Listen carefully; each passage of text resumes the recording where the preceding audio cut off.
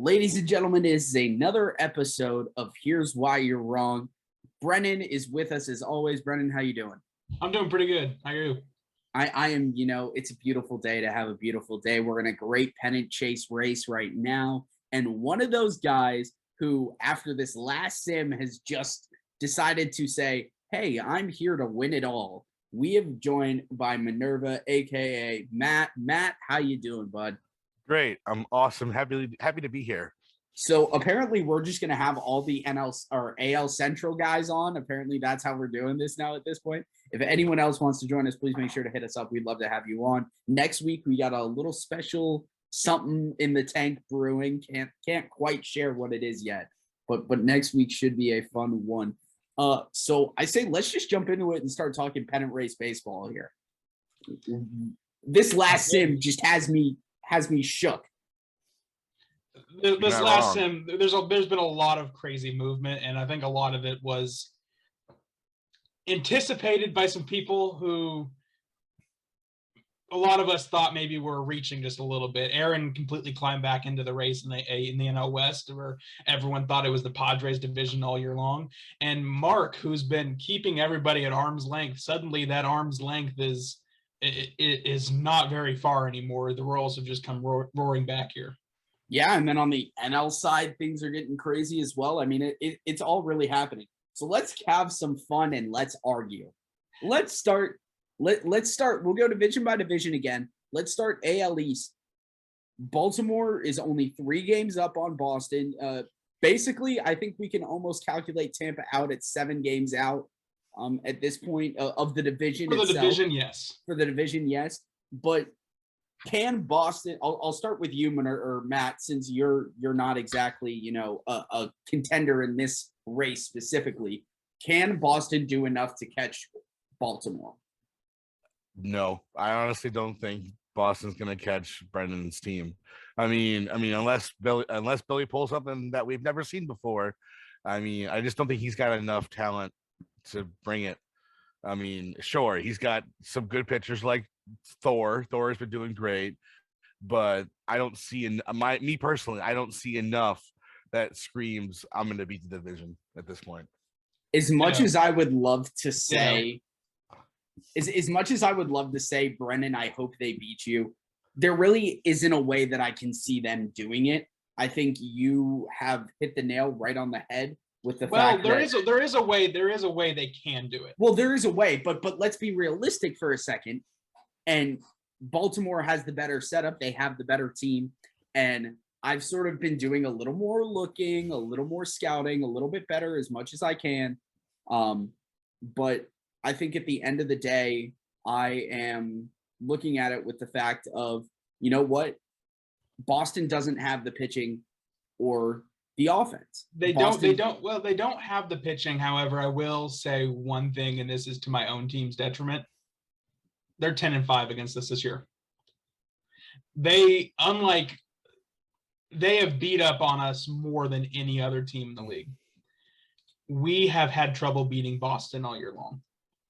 And that could pose a real big problem because we just went 1-2 against them in a 3-game series on this last sim.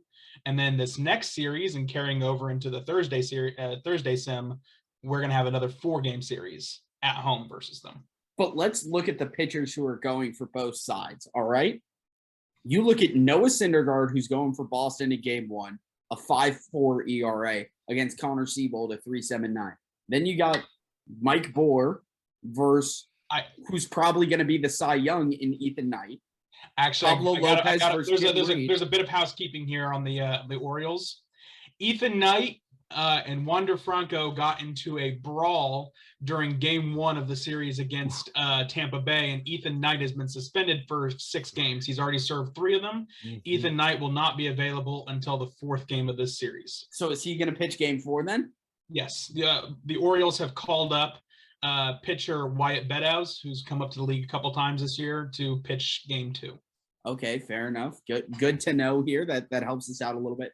And then actually one of the more interesting things is after that, Baltimore, you're heading to Arizona, or you're playing against Arizona in a fun little series that no one saw meaning anything. Mm-hmm. Yeah. Does that scare you at all? Yes, it does. It didn't going before this last sim. This last sim, I felt very confident, and going 3-4 in all division games and having Boston close the gap means that if I even just split this 4-game series, I absolutely have to beat Arizona. If Arizona takes 2 or 3, we're in real trouble. I think so. And Matt, let's talk to you for a second about what you have going on right now. 2.5 behind Detroit, and you guys have a big series against Cleveland, who admittedly is struggling, but you do have to face Bieber in that series. And then you have to go to Detroit. Yep, I mean, know. What's your mindset right now going into that? This is all just really unreal for us right now. I didn't, like I've said many times all season, I never thought I'd make it this far, this close to being the leading in division. And it's crazy. Like, Mark had a heck of a team all season. And whether the wheels fell out from underneath him or we're just getting our stuff finally together after this whole season, it's that close, and anything can happen. Like, if we make it, awesome, we have a chance to win the title. If we don't make it, it's not going to hurt me. I just know that I can improve for next season, which then will be real contenders. You know what? I would love to find something to argue about here, but I have been pulling for the Royals all year long. I pulled for them on the preseason. I'm even wearing my Royals sweatshirt right now. I want him to knock Mark out of the playoffs. Look, I think all of us just want to see Mark go down. So I think there's nothing to argue about here necessarily, just because we all want to see Mark go down. And because of that, we need Mark on next week. And because of that, well, not next week, but maybe after. Well, that's true. That's true. We've got a few things. We got to do the postseason review. Like, how do you feel about your season? Yeah, exactly. So let's move over to my division, the NL East.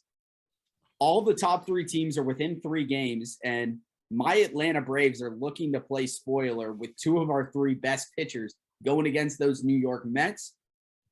Brenden, who's going to win that division? We keep asking about it. What's going to happen? You know, right now the Mets are done.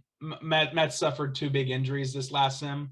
They lost Escalona. Yeah, lost Escalona, even though he's not on the DL yet. He's done for the year, and they also lost a hitter, Mike Stevenson. I don't see them being able to rebound. They have one of the worst offenses in the league, and losing your best hitter is absolutely going to tank you. They're already 3 games back. I don't see them being able to climb back in at all. So that makes it a 2-horse race now between the Phillies and the Nationals, and I'm going Phillies. Phillies are gonna do it. The Phillies' aggressive mediocrity is finally going to get them into the postseason this year. Look, I'm going to sit here and say you're just flat out wrong. I look at what I see with what teams they still have to play, and I look at those 2 things, and I see the Nationals playing, hold on, let me get an exact number here. They got 6 against Miami, 3 against Pittsburgh, and 3 against Arizona. Give me the Nats. The Nats have the easiest road and control their own destiny. I don't see how you can take the Phillies in their mediocrity when you've got a better lineup and a better pitching staff when you come to Washington. And the fact of the matter is, Washington has this experience down the stretch that the Phillies' aggressive mediocrity does not. Yeah, you know, the Washington Nationals do have this experience. Washington Nationals also have the worst bullpen in the league. The Phillies, while they don't have as easy as a schedule, they have 2 games against the White Sox, who have imploded during the second half of the season. They have 6 games, 2 3-game series against the Mets, who, of course, have one of the worst offenses in the league, just lost their best hitter, and lost their ace. And then they have a 3-game series against the Atlanta Braves, who are one of the worst teams in the National League. I don't think that's a hard schedule.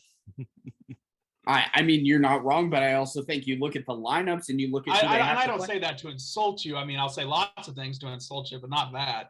No, but you look at what it has on paper, and here's the fact of the matter. I know what the pitching matchups are looking like going into that series. Mm-hmm. We're not giving Philly any breaks with who's pitching against them. They're going to have a tough road going in an uphill battle, and I think our lineup can do some damage. But I also think you look at the Nats, no offense to Eddie, but Eddie does not have a good team. Eddie's No, he team does not. is bad. And the fact that they play 6 against Eddie, and the fact that they're also avoiding Koshin when they go to Pittsburgh, They have the easier road to get there. they have the easier road and they control their own destiny. Philly has got too much of an uphill battle to climb. And I think Philly's aggressive mediocrity, like you said, it's going to help them propel them. I think it's going to hurt them because they may go 500 or one game over 500 during this last few sims, where the Nationals can probably take 10 wins, 11 wins, 9, 10, 11 wins, somewhere in that range. I think their toughest task is going to be against that Arizona Diamondbacks series, but I don't think it's too much of a task. I think it's a harder task for the Diamondbacks, honestly. That's true. Well, I don't know if it's going to be a hard test for the Diamondbacks. The Diamondbacks offense has been clicking as of late, and they're going to go up against a pitching staff that has underperformed. I do think that's the one series that the Nationals have a real chance to probably get swept in. But other than that, they're going to go. That's going to be a home run derby. The Marlins who are terrible and the Pirates who are stuck in the mud. That series is going to be a home run derby. I mean, we're going to see runs. We're going to see runs out the wazoo in that series. Matt, you sort of been quiet during this discussion, but where do you stand on this? Do you think you see more of the Nationals or the Phillies taking this here, or can the Mets come from behind? That National bullpen is atrocious. Like, wow, you're not kidding when you say that bullpen is the worst in the league. No offense to Pirate, but he's got to fix that. Otherwise, with how good the Mets pitching is, it cost him a World Series last year. This is the same. This is by and large the same staff. He was 15th in bullpen ERA last year. He's 15th again this year. Jeez, you think he would fix that? But I'm not going to go against Pirate. I'm sure he does great, but if you want to be a top contending team, you got to fix your issues. And while Denbrew does have the injury game, he has a better. I mean, obviously, not the offense isn't there, but he's got the better all. I think the defense and the pitching is going to help the Mets more than the lack of the pitching that the Nationals have. You think the Mets, even though they have their injuries, can pull back? Yeah, oh yeah, definitely. It's a really close race between those three teams. And sure, losing Escalona, losing Stevenson, those are going to be a big hit. But I'm sure Denbrew could find a way to pull it out somehow. I mean, we talked about it. Look at other teams in other divisions that we thought were not going to catch up and just pulled it out of there from nowhere. So the Mets are just one of those teams that have that chance too. You know, if we're going to talk about teams that, we didn't think had a chance and then managed to pull their way back, now would be a pretty good segue to start talking about the NL West. Yeah, I mean, the NL West is exactly where I was going to go next. Don't worry, we will talk about the NL Central and the AL West. Actually, so let's talk NL West first. We've talked about the NL Central and the AL West a lot. Right, that's why those two divisions have been races all year. Yeah, right. That's why I'm not exactly hopping in on it. But in the NL West, Aaron and the Diamondbacks have pulled it within 2 games of the Padres, who I don't even know what to think right now. What exactly is going on there? Like, I mean, Aaron obviously doing something right. Her offense is just... She's been doing a lot of somethings right. Her offense has come alive completely. And you look at the schedule, you've got 6 games of your 6 of the 12 that both teams have to play come against each other. So this is legitimately a race that's going to come down to the wire, and they play each other the last 3 games of the season, which could be deciding the division. I really hope, I think Kim's going to be back from his vacation by then. I really hope that they'll be available to do a GOTN. Yeah.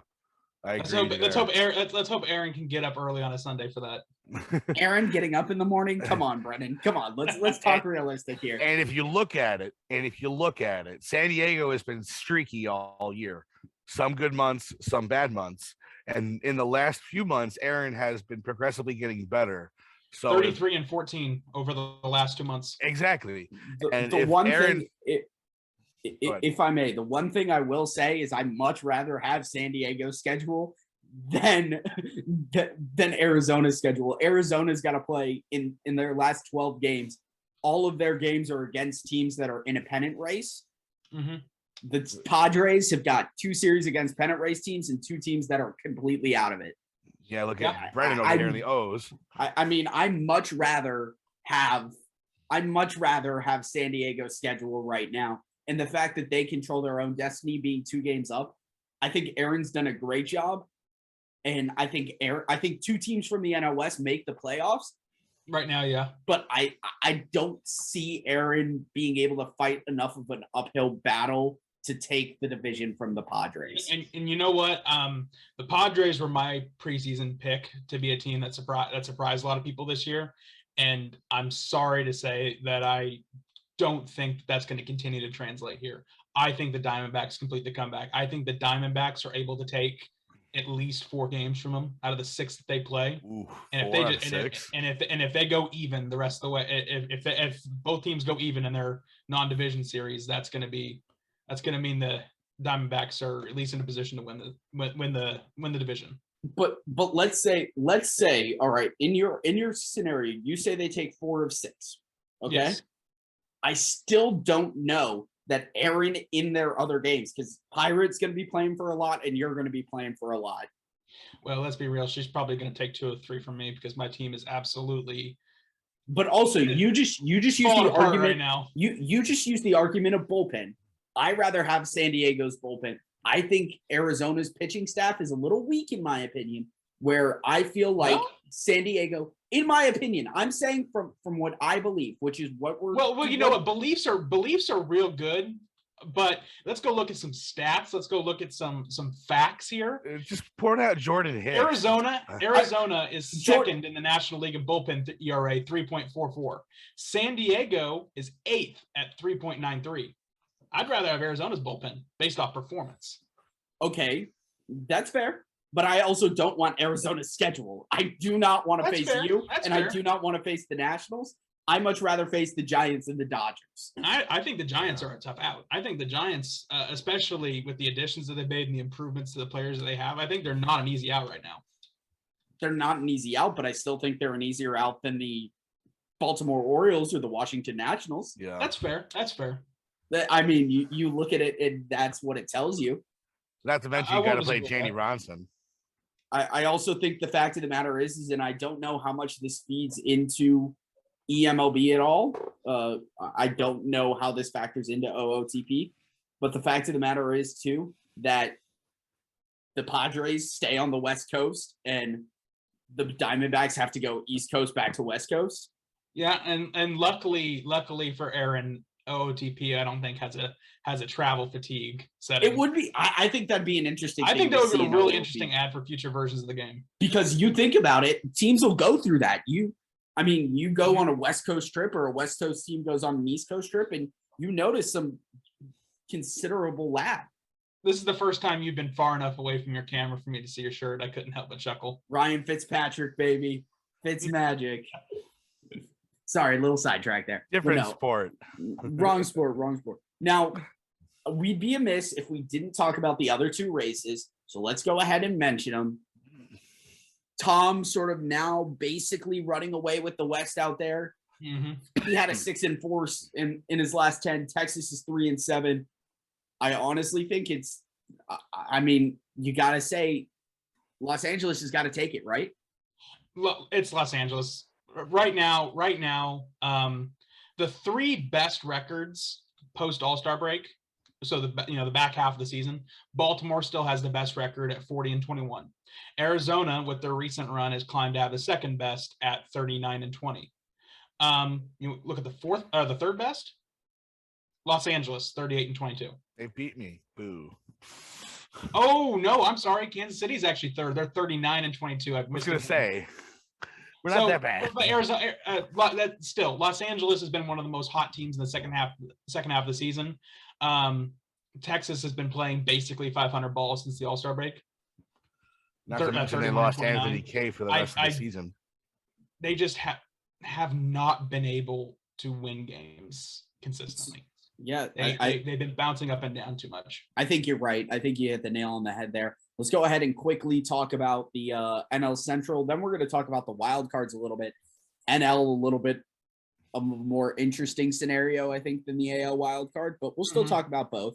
NL Central, Cardinals have a 1-game lead over the Cubbies. Cubbies are not out of it, and even the Brewers have something to say at 2.5 back. You look at their schedules and everything like that, and we still have another series between St. Louis and Chicago, and then we also. I'm going to continue riding on the side of Chicago because of the other series they have that isn't St. Louis. They faced Cincinnati for 2 series and Pittsburgh for a series. I think it's Chicago's race to lose at this point. You know what? I would say that I would agree with that, but the Cardinals have the Rockies, the Cubs, the Reds for 4, and then the Pirates. That's a fairly easy end of the season schedule for them.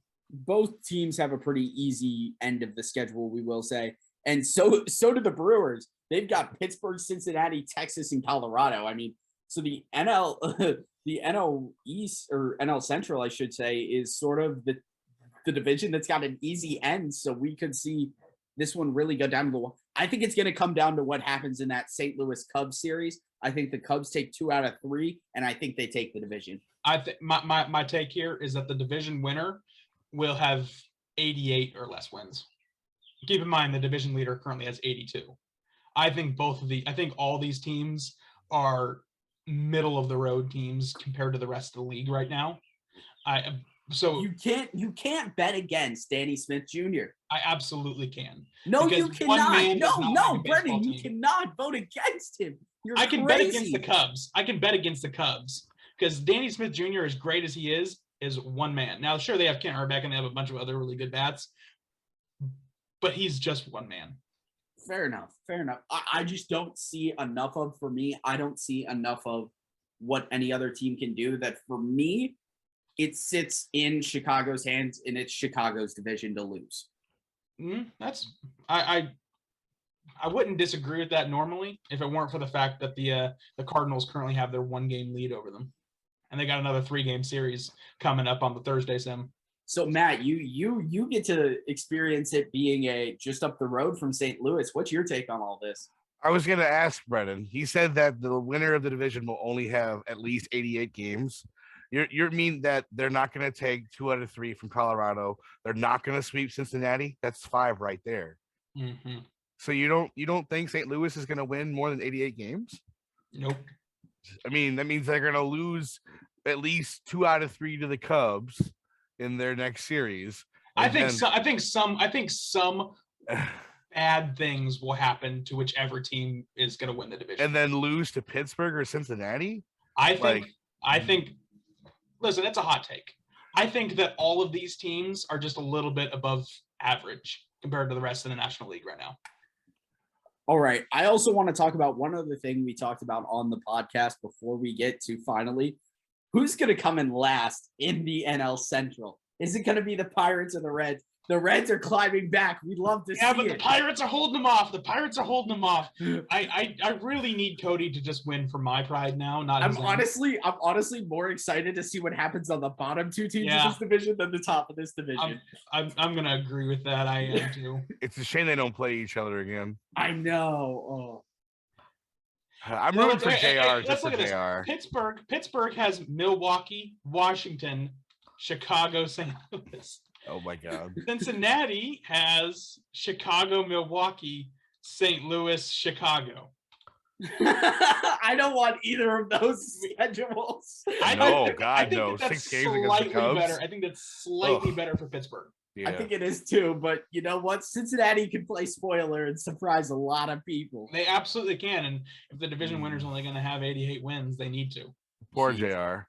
All right, let's talk about this wild card. What 2 teams are coming out of each wild card? Minerva, you want to go first? Sure.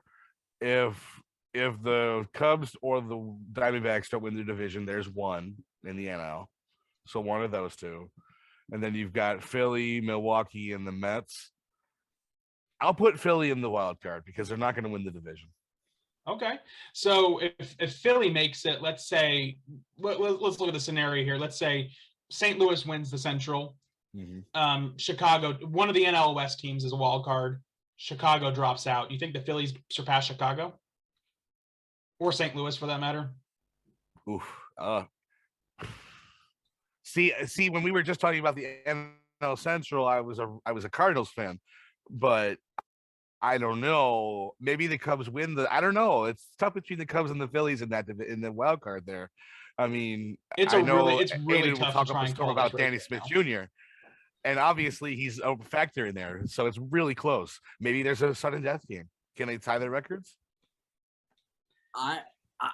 Would we see 1-game playoffs before the 1-game playoff? I would Playoffs? totally call for that. You talking about playoffs? Who's got the better division record? The team v team record? No, I think I don't Cubs and the think we Phillies? implemented new rules. I think it goes straight to a 1-game playoff. Really? I think it would too. So we would have 2 wildcard games essentially. Hold on. Could is it crazy to say, just looking at the standings, that we could see a 4-team playoff? Oh, it's going to be the American League wildcard chase of last year. Could we be crazy to say that though? I mean, you look at it. Could it be crazy to say? It's not. If me and Mark end up tying, I'm not going to win that game. Well, no, I'm saying like last year, real life. We'll step out of the eMLB for a second here. There were 4 teams right in the wild card race right at the end of the year. It was Right, Toronto, I remember. Seattle, Yep. New York, and Boston. And I think we're looking at a pretty similar situation in our NL and our National League. It could be insane. But if I have to pick 2 teams, I'm going to take whatever team doesn't come out of the NL West, and I'm going to take whatever team doesn't come out of the NL Central. For me, it's going to be a Diamondbacks Cardinals game in Arizona. Cardinals in the wild opinion. card 2 years in a row. San Diego, Washington. Phillies win East. Cardinals win Central. Diamondbacks win West. San Diego, Washington. I'm going to take Washington. I'm going to take Chicago. I'm going to take San Diego. And I'm going to take the Arizona Diamondbacks versus the St. Louis Cardinals, with the Arizona Diamondbacks coming out on top in the 1-game wild card. Ooh. I'll say Nationals in the East, Cardinals in the Central, and the Padres in the West, Diamondbacks and Cubs, with Aaron still winning the wild card game. Okay. I think for simply the fact that we're talking about, if the Cubs make the wild card game, they will not lose. Simply because, yes, he's one player, but one player in one game can make a big difference when your name is Danny Smith Jr. Unless he gets hurt. Dun, dun, dun. Okay, no, man, you know you're what? putting No, that out there. No, get out. Go. Just go. All right, let's talk about the AL side of things real quick before we got to take a quick break when we get into our last award talk. Actually, we're going to give 2 award talks. I'll throw that other one out in between here. But AL wildcard, Boston's a 1.5 games up. Texas has got the second wild card. Tampa Bay 2.5 back. I guess we can technically throw Houston at 4.5 and Kansas City at 5 back in They're that. teams that have a prayer's chance right now. I think both of those teams. I think They got a wing and a prayer. More out of the playoff picture than Kansas City is right now, because Kansas City has a chance to win their division. But so what are we thinking here when it comes to what's going to happen? Well, obviously, Brenden and the O's are going to take the East. Oh, Brenden and the O's are going to take the East. We can all agree on that. I mean, I am the Royals GM, but I'm going to say Mark beats me. I just think he's got a better team, and I'm just not quite ready for the playoffs. I'm going to give it to Mark. I think he's going to beat me either in the series that we play on Thursday, or I'm going to fall apart to some team that I have to play against in our division. I think my schedule goes Cleveland for 3, Detroit for 3, then Twins, Cleveland also for 3. And I've lost a lot of games to the Twins, so I'm not hoping. I mean, obviously I want to win, but I could lose all games to the Twins and just be right out of it. You know what? I'm going to go ahead and advocate for you, since you won't advocate for yourself here. I think the Royals complete the comeback and keep Mark out of the playoffs, because I don't think whichever team loses that division has a prayer's chance at the wild card. You know what? This is an odd thing that doesn't happen. But Brenden, I got to sit here and agree with you. I've got to take Kansas City right now. We barely agree on stuff on this show. But we don't. You guys never do. Oh, you crazy. I'm not going to win. There's no way. But I've got to take it. And believe in yourself. Believe in yourself. AL West, can we all say LA? LA. Yeah. And yeah. Wild card, all AL East. So it would be Tampa and Boston. Yes, I think Texas continues the collapse, and I will not count Charles out at the end of the Ready? year. I'm about to be a crazy man. I'm Go about for to it. be a crazy man. You'll probably say Houston. Tampa Bay and Detroit. I think Boston falls apart. You know what? If we can sweep them in this 4-game series, absolutely. And it's very possible. A little help from Atlanta at the end of the season could help Detroit. I'm just saying. Atlanta, honestly, I think it's between Atlanta and then Cincinnati, who probably have the most chance to play spoiler the rest of the way. Yeah, I'd agree with that. All right, let's play this game then. And I like this game because I'm involved in it. Finally, I get to talk about my team a little bit on this show. Who's going to play a bigger spoiler, Cincinnati or Atlanta? Cincinnati, just because of the division, because I don't think, because every single team in that division is so tight in the playoff race, Cincinnati faces all three of the teams that are currently in the playoff race. If they play, they do. So they have a chance to hand L's to all three of the teams ahead of them and seriously mess up their postseason chances. All right. And what were you saying there, Matt? I mean, you play the Phillies and the Tigers at the end of the season, which are two pretty big games. But I guess I can agree with Brenden because. But we also have the Mets right now in this next sim who we could completely knock out of the playoff race. I still think Brendan's got a more of a point because the teams in the Central are more tightly packed. I mean, if you do beat Detroit and you do beat Philly, I still think, Washington is going to take the division in the East. I'm going to take over Mark in the Central, hopefully. I just don't think my opinion. I don't agree think with you. I'm not saying you're wrong, but I also have to back my team and say that we can play spoiler for a larger portion of the playoffs just because of all different implications, different seeding procedures, and everything like that. Mm-hmm. You're looking at JR, and no offense to JR, he's playing more spoiler for an interdivision. I'm playing more spoiler for whole leagues and for seeding. So I think bigger picture, it's Atlanta, but specifically in a division in a tight packed race, you're looking at Cincinnati. So I think both play a different type of spoiler, and it's 6-1, half dozen in the other. Yeah, I'd agree with that. You could also say Cleveland could be a potential spoiler too. That's true. Because they play both Detroit and us. True, very true. So, all right. So we're going to go ahead and take a quick break here. When we come back, we're going to talk about 2 awards. We're going to do an award that's not voted on, but I still want to talk about it, and who gets GM/manager of the year. And then we're also going to talk about who gets MVP. So stick around for that. We'll be right back.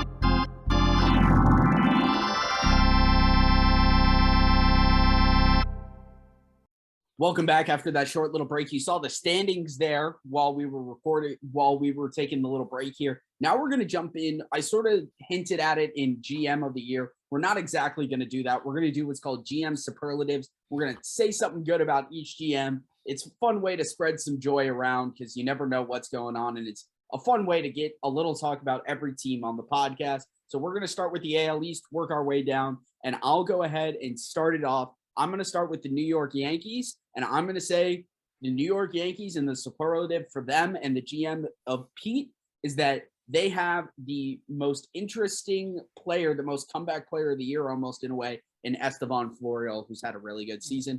Minerva, go ahead and take what we got with Billy in Boston. I am very, very impressed with Billy's power trio of Betts, Diaz, and Devers, how they have been affecting their offense this season to be the number one offense in the AL. Brenden, you in Toronto? You know what? I really like what Toronto's doing with their farm system. If you go look at every single minor league team, they've got good talent up and down each of their minor league squads.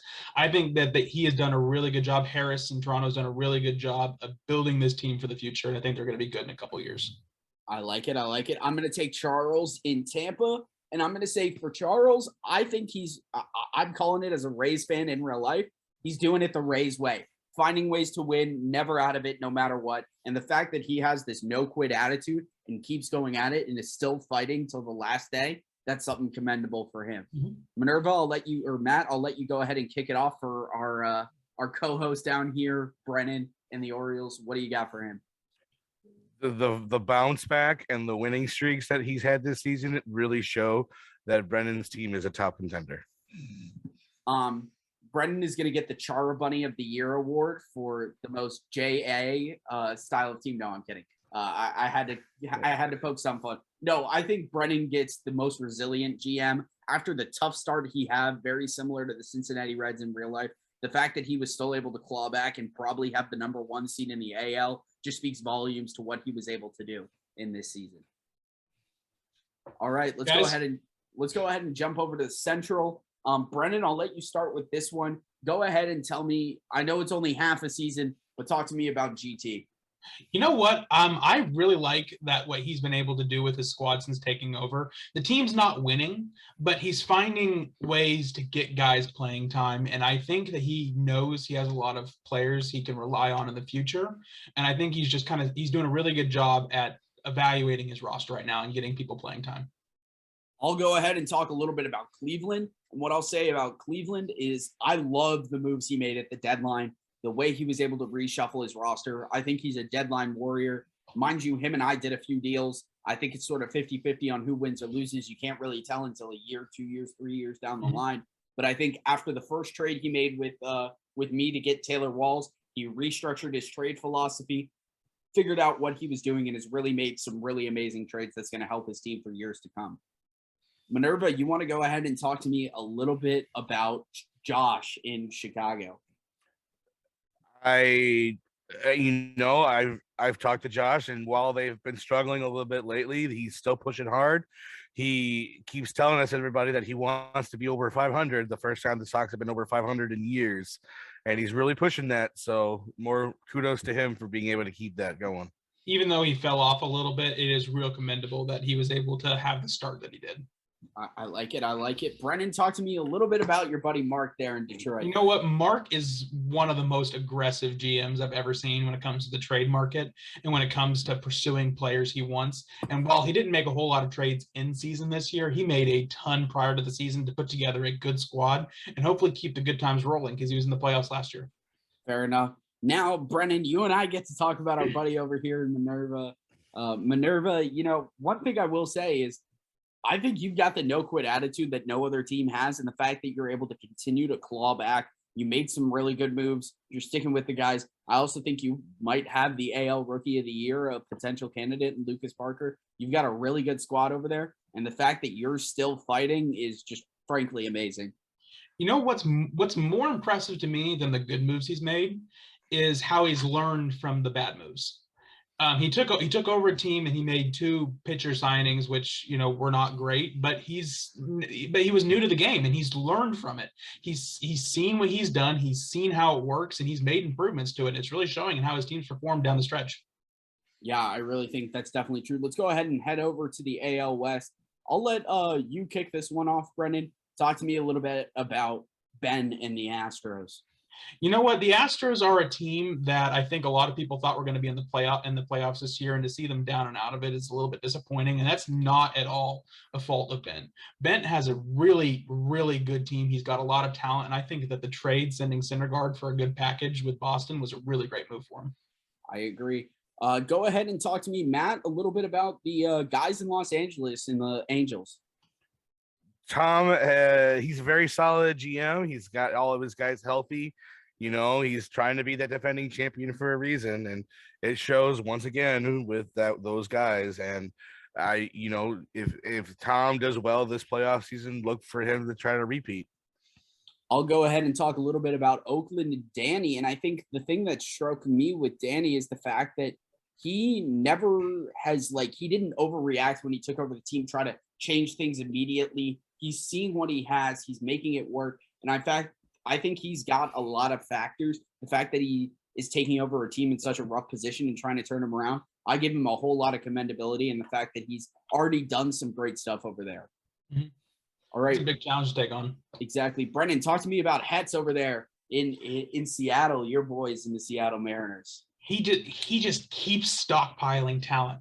He's a really good eye for getting value out of players like Joe Musgrove and Casey Mize, who was having a good year before we went and acquired him. I think that he's been horribly unlucky, and his eye for talent is among the best in the league, and it's going to pay off next year. I like it. I like it. Minerva, talk to me a little bit about our last team in Jamie and the Rangers.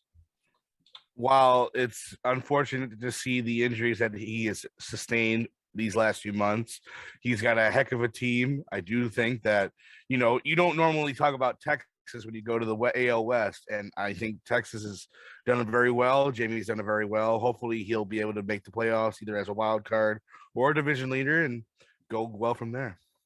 I like it. All right, let's head over to my division now, the NL East. I'll kick this one off. I'm going to talk a little bit about Denbrew and the Mets. And the fact of Denbrew and the Mets is he's probably one of the biggest turnaround stories of the year, not exactly knowing what was going on and putting out a Cy Young candidate in Escalona, even though he's now down hurt.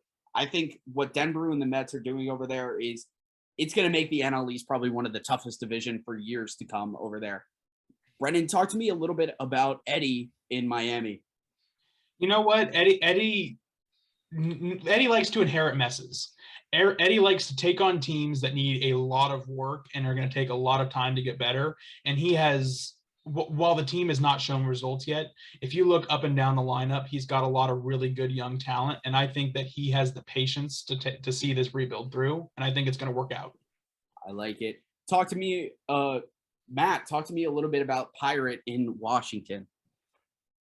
He's got Jose Anthony, who's having a career year. He's got a very solid talent all the way across the board.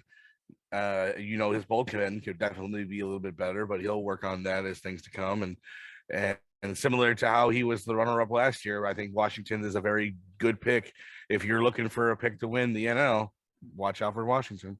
I like it. Brenden, talk to me. I know you've already done Eddie, but talk to me a little bit about Witt over there in Philly.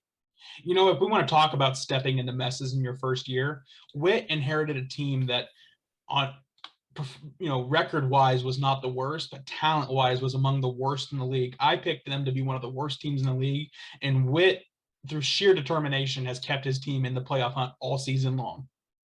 I like it. All right. Now it's my favorite time of the podcast. You two get to talk about me.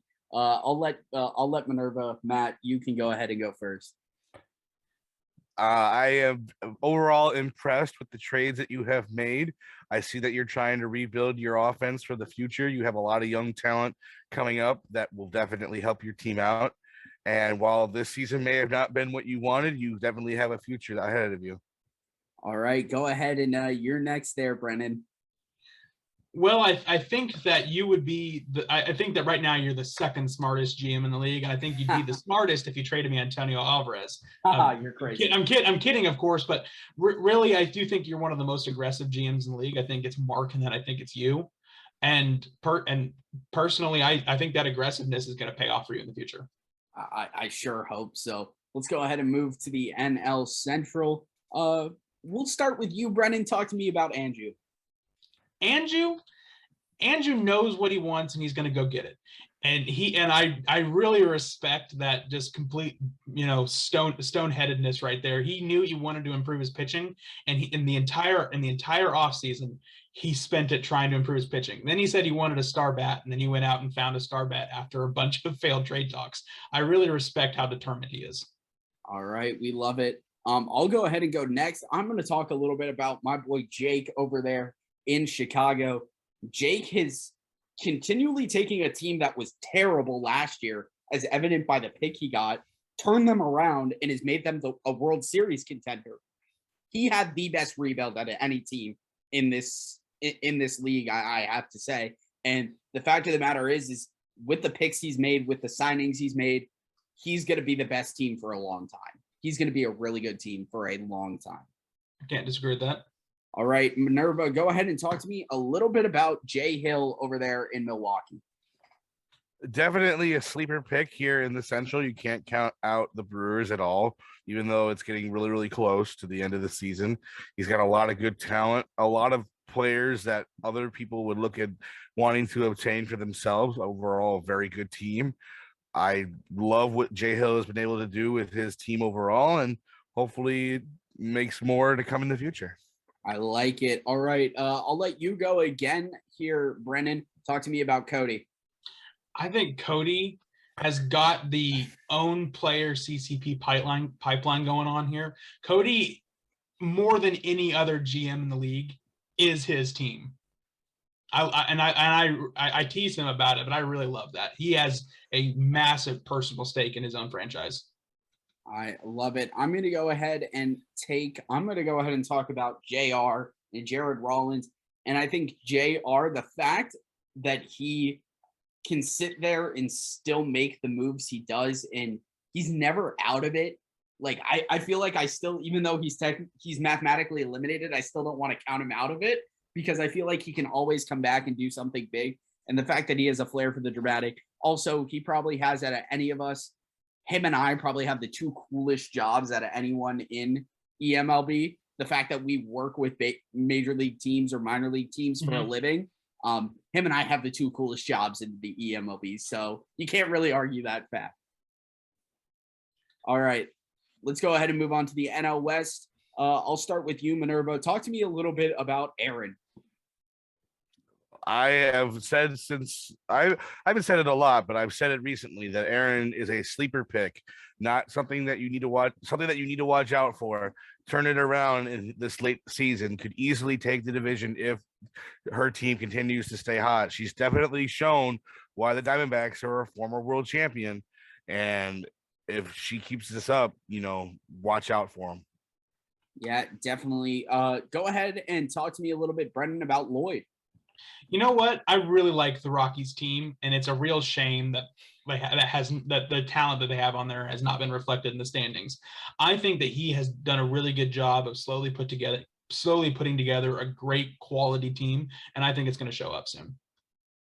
I like it. All right, I'm going to go ahead and talk a little bit about the Dodgers, and you know what? Chris is one of those guys he's so active in the league, and I feel like at any moment he's going to flip a switch and really make things happen and make the Dodgers what they are in real life. All right, Minerva, go ahead and talk to me a little bit about Steve over there as a Padres GM. Definitely the biggest surprise since I joined this league, seeing the Padres as the NL West leaders most of the season has been really fun to watch. I mean, you can't deny that Tatis Jr. is the all-star MVP candidate over there in the NL, and he continues to show why his team is that good because of players like that. All right, go ahead and talk to me a little bit about Mike over there in San Francisco, Brenden. You know what? Mike inherited a pretty bad situation in San Francisco. I'm not exactly sure what exact year he took over, but this is a franchise that has not had a winning season since 2016. And he has stuck with the rebuild. He has acquired top talent, and now he has a real chance to get back to 500 with his team that he has built. And I think that the NL West, he is one of the main reasons that the NL West is going to be one of the most fun divisions to watch in the future. I agree. So those are all of our GM. And you know what? Just so he doesn't feel excluded, let's go ahead and give our big thank you to Kamish for even putting on this league, running it every year, and giving us some really good content that we can talk about.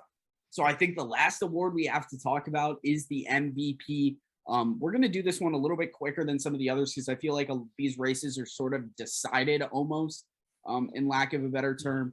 But I'll go ahead and start with the NL. I think it's got to go to Tatis. He's just had the best season out of anyone. You look at all the numbers on paper, you watch him play, everything like that. He is the best in the meaning of value. And this is an argument we could spend hours on. And it's something I'll bring up when we talk about the AL. but Tatis brings so much value that I think without him, the Padres are nowhere near where they are right now.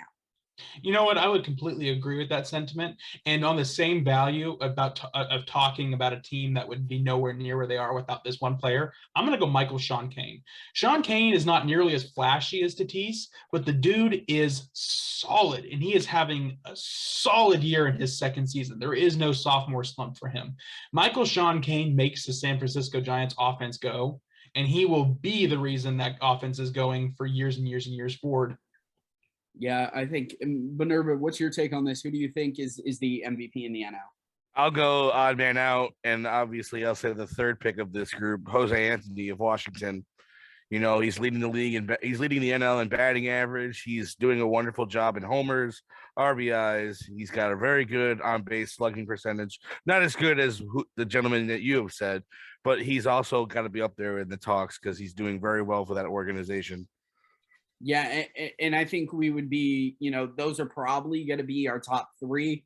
You look at a few other names that maybe you might be able to throw out. I mean, Seiya Suzuki is having a great year in Colorado, a team that's not really talked about, but how much of it can you value between the fact that it's, in Colorado? I think who's probably going to be the NL Rookie of the Year in Kent Hrbek. You got to give him some consideration. The season he's having is just up there completely. I think, there are a few other names that you have to talk about. I think the NL is wide. I think the NL is wide in players that we can talk about, but real short in players who are actually going to win it.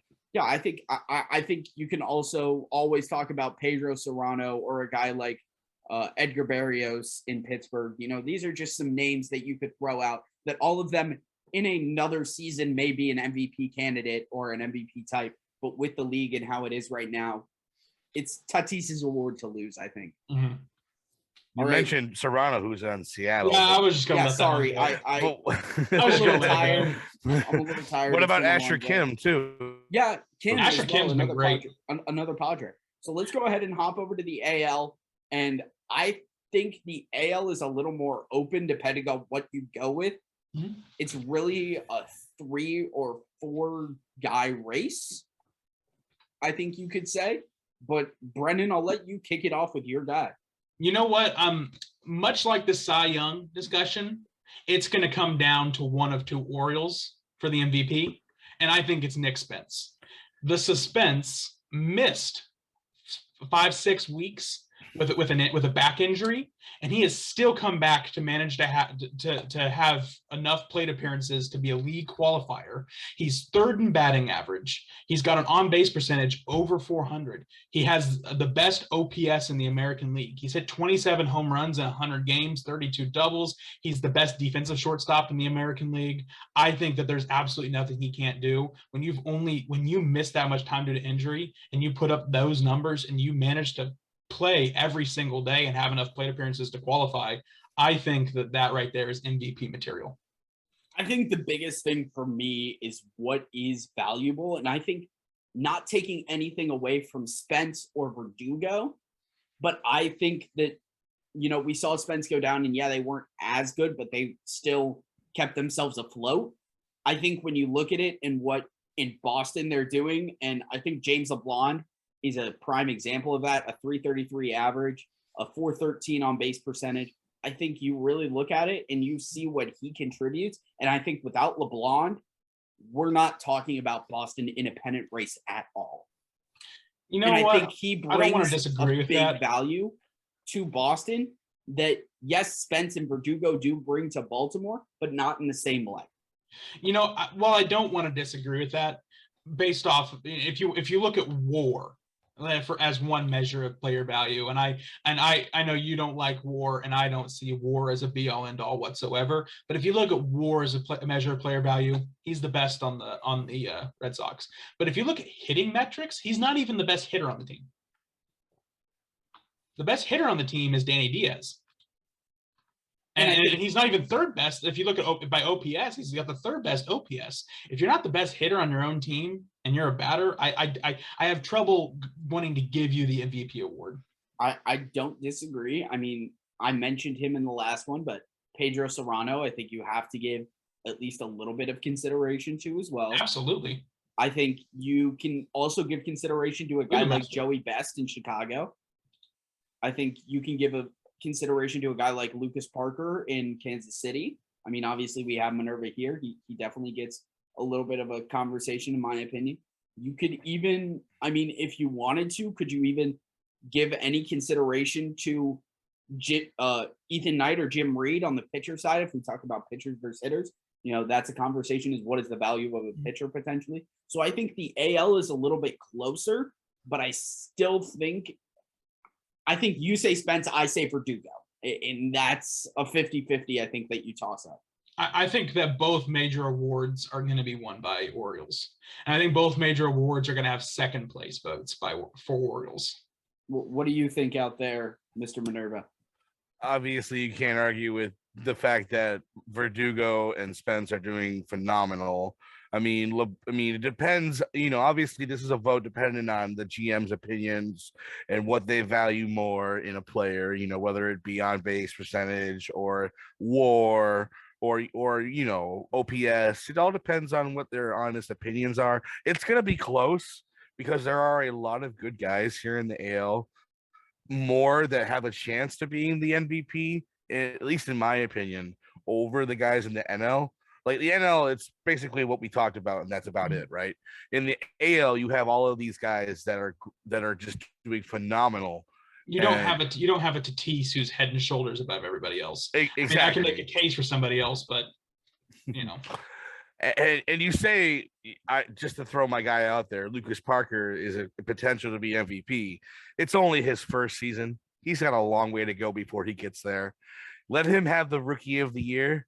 And then by the time he gets into his sophomore and veteran years, maybe then he'll be in MVP candidate. Just saying. Another guy we haven't even thrown out there, Vladimir Guerrero Jr., having a great season in his own right as well. I mean, there are just so many names you can throw out in the AL. And real quick before we wrap up here, you want to go look at a OPS plus, so you go ahead and park adjust everything. Best hitter, Nick Spence, 175. Second best, Verdugo, 174. Then Guerrero Jr. and Pedro Serrano, Danny Diaz, Lucas Parker. So there's definitely, I think it's going to be a tougher race for MVP in the AL than it is the NL. It'll be interesting to see what happens. Mm-hmm. Final thoughts before we wrap up. It's going to be a crazy week here in eMLB. It is going to be a really fun week. I felt like last year, the last week of the season was a bit of a dud because most of the playoff races were wrapped up going into that final week. So I'm really excited to see every single division is close right now. And your thoughts, Minerva? I agree with Brenden that, even though it's my first full season as a GM, it's just getting more and more fun the closer we hit playoffs. And it's anybody. I mean, obviously for the teams that guarantee their spot, for the rest of the divisions, it's anybody's game right now. And we could be talking about these teams today as being the top teams, but by playoffs, it could be completely different. And that's what makes it fun. And I think, if I'm not mistaken, mathematically, congratulations to Danny Smith Jr. and the Oakland A's in clinching the #1 overall draft pick next year. And he's already said he's not going to have. There's not another top prospect coming out of Oregon or University of Oregon, so it's going to be a little bit more wide open. Doesn't mean someone else couldn't come in and. Oh, well, of course. There's not going to be another one from the Danny Smith Jr. Baseball Academy. Hey, that is the best baseball academy out there, and no one. It is, and that academy is going to be pipelining some guys in coming years. I think so as well. Hey, one more topic. I want to run it back just a little bit to the NL MVP race. I pulled up league-wide OPS plus. Spence is leading the American League, but he's third overall. Number 1, Tatis. Number 2, Michael Sean King. There's an argument there. Just a quick look around. I know there's going to be a lot more to be played for, but currently, as it stands, the top 5 picks: Oakland 1, Miami 2, New York 3, Toronto 4, and then number 5 is Cleveland. Number 6 is Cincinnati. Number 7 is Atlanta. Number 8 is Pittsburgh. Number 9 is the Dodgers, and rounding us out at number 10 is the Twins. That's currently how it sets up for the top 10 draft picks as as of today, obviously with teams playing spoiler, different things happening, all that could change. But just so you're sort of aware of where all that stands, on our next episode, we will talk about the playoffs. We'll also talk about some of those, who's got the top picks, who's in the top 10, and we'll sort of reveal that as we go along. Any last thoughts before we wrap up here, guys? I can't think of anything. We've covered a lot this episode. We've covered a lot. We've had some fun disagreements, and we've still, found some things to agree on. So with that being said, thank you so much. Make sure you join the Discord down below to get the rest of the story. You're not just getting here on YouTube. Click that subscribe and like button if you want to see more other GMs. If you want to reach out to us and join us on an episode, especially in the off season where we'll be looking for content, please do so. I haven't talked to Brenden yet, but I think during the off season, we may slow down on episodes just a little bit because there won't be as much to talk about. Maybe every other week or every 10 days or so, depending on how quickly we decide to do off season sims. But Winter League action could spark us to do a little more. So make sure hopefully there's some fun disagreements coming out of Winter League. Oh yeah, like who's the best prospect in Winter League? Aiden Pearson. No, sorry. Or who the best free agent signing is. That could be a fun one too. Free agency is going to be a lot of fun. We'll probably end up having a free agency preview. I will say free agency is kind of a little lackluster to me this year, but we obviously don't know what options of players are going to be picked up and not. We don't know who's going to decline player options. We also don't know who in the league could retire. We don't know who in the league could get traded. It's going to be a crazy offseason no matter what. Make sure to stick around for all of that. Make sure to check out the Commission's Twitch streams. Thank you so much for watching. We'll see y'all next time.